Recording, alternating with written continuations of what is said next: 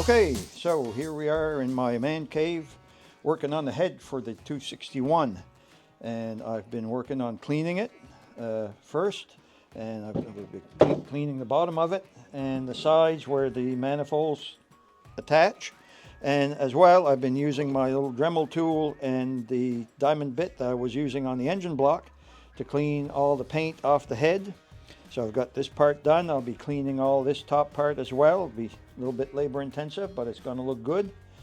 And that will give it a good contact for the paint to adhere.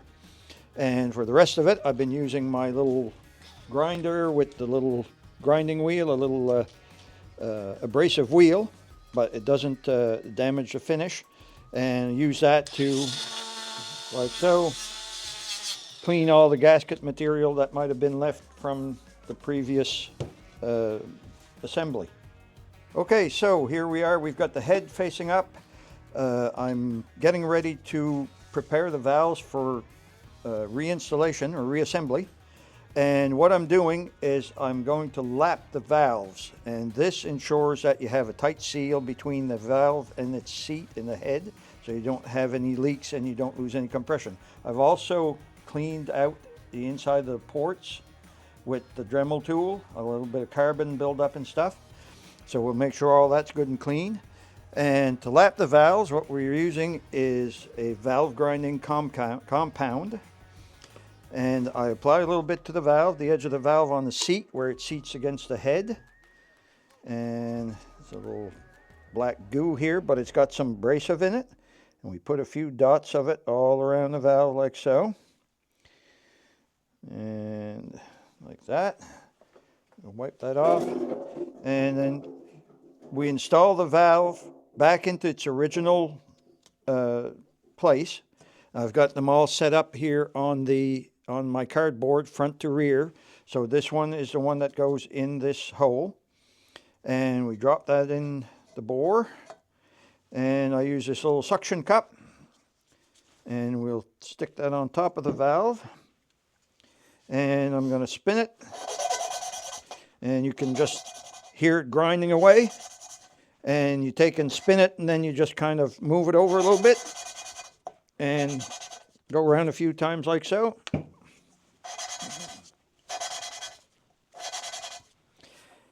And when we pull it out, we take our rag, and if you want to come around maybe a little closer here, we'll show. Now we can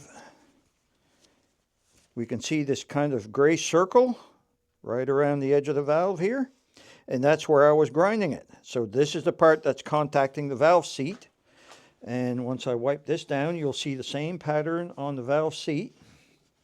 So you see this little gray circle all around there. This is where this is contacting that, which means we have a nice even seat all around here. We've got a nice tight contact when the valve is closed. We don't lose any compression while the engine's running. So I do that for all the valves, make sure they're all good, and then they'll be ready to reassemble and install the valve springs. Okay, so here we have an ultrasonic cleaner. We've been using this to clean a bunch of parts for the engine, nuts and bolts and parts. This is part of the valve train that goes on the head. As you can see, it's quite greasy and oily still. It's got a film on it. And we're going to be using the ultrasonic cleaner here. I've got a solution of water and pine sol to clean these are the valve rockers. So what we're going to be doing is turning this on.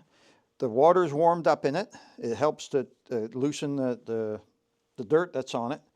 And once I turn it on, the ultrasonic waves in the water will clean all of the dirt, grime, oil off the part. You leave it for a half hour or so when you come out with a clean part. This is what it looks like once it's all done. As you can see, this is all nice and clean.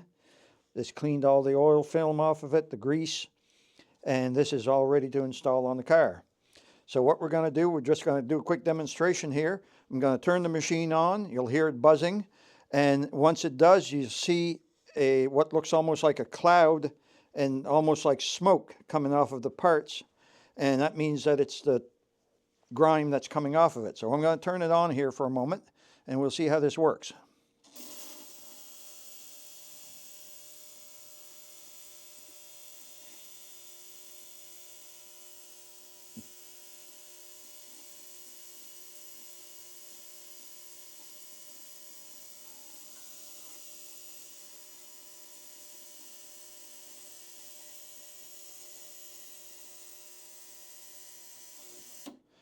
Okay, so there's a quick demonstration of watching that clean as it goes with the ultrasonic cleaning system. So I'll be putting that on here in a little bit, and we'll let that go for about an hour, and we'll end up with nice, fresh, clean looking parts. Okay, here we have a few bolts that I've been working on restoring. I had these in the ultrasonic cleaner, cleaned them all up. The heads look like new on them. And what I did is I sprayed some etching primer on them, and then I'm coating them with detail gray from Eastwood. Fantastic product. Makes it look like brand new bolts, and once they're installed on the car, it'll all look like they're brand new. Working on getting the material cut for the interior panels.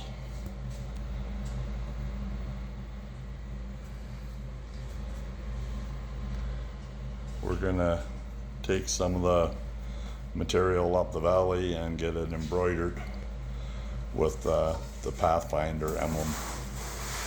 So we're getting it taken care of today so that we can get that out of the way.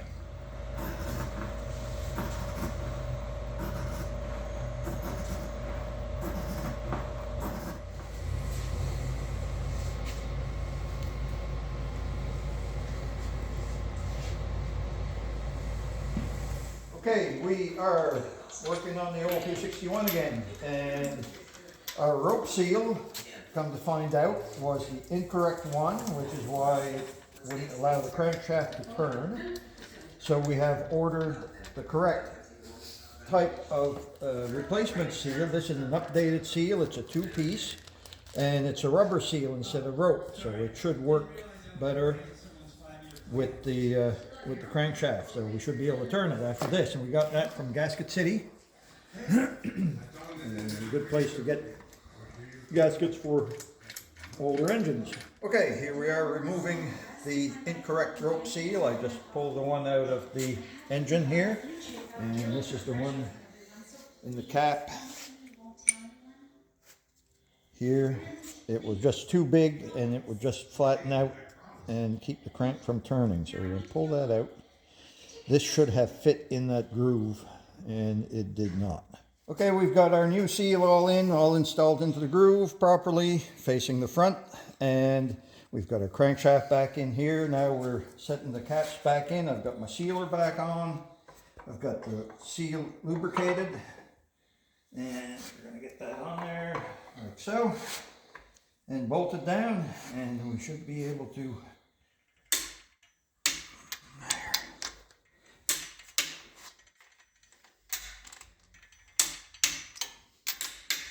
all torque down. Will it turn? It's a $1 million question. Look at that bad boy. Just like it's supposed to. There we go. Well, there's our 3-week stall over. Turning smoothly. Now we can install the pistons. Okay, we are preparing the block to install the pistons back in. We've got the crank in, and we previously washed all of the cylinders with soapy water, cleaned them all, dried them all to make sure there's no metal residue from the deglazing. And I've got some clean engine oil in here. I'm just going to apply it to my clean glove and coat the cylinders before we install the pistons. And then I'll be coating the pistons before we drive them in. So here we go. Like so, just a thin coat of fresh oil. Okay, we're installing our pistons. This is piston number 1. It has a nice little number 1 stamped on here. And I had also stamped it on top just to make sure. The little notch goes towards the front of the engine. We're going to apply a little bit of oil to the piston skirt and to the rings here. And just work it around a bit. And like so. And we also need to make sure that none of our gaps for the rings line up. So this gap here cannot line up with the other ones, or we won't have proper compression. So we want to set them. We have a gap here, we have a gap here, and the lower ones, the gap is over here and over here. So That way we're all good. We install our piston ring compressor, like so. And we install this clamp. And clamp it down. Like so, we go just beyond the rings. Clamp it down tightly. And we carefully install. I've got our crankshaft is at the bottom of the throw, so the piston can go down in, and then we just take a hammer and we should be able to just tap that in. I'll just reach under here to make sure that it doesn't hit the crankshaft. And like so, our piston is installed. And we installed number 1 where we had the crank journal all the way down at the bottom. The next one that's at the bottom at the same time is number 6. So we're going to install number 6. And then as we go, I'll be turning the crankshaft so that the throw is at the bottom, and we'll install them in sequence from there. Okay, so we're going to turn our crankshaft around, so the next 2 throws are going to be in the bottom, which will be number 2 and number 5. These ones are already here at the bottom. So I'm going to give it a turn, and there we go. There we have number 2, number 5. We'll install those 2 pistons next, and we'll turn again and install number 3 and number 4. Okay, so I've installed our little plastic gauge here, and I'm going to bolt the cap down and torque it down, and we'll take a measurement to make sure that the clearance is okay.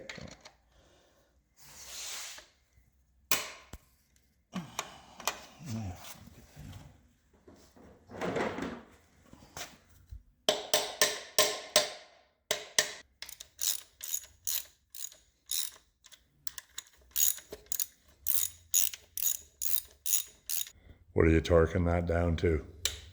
35 foot-pounds.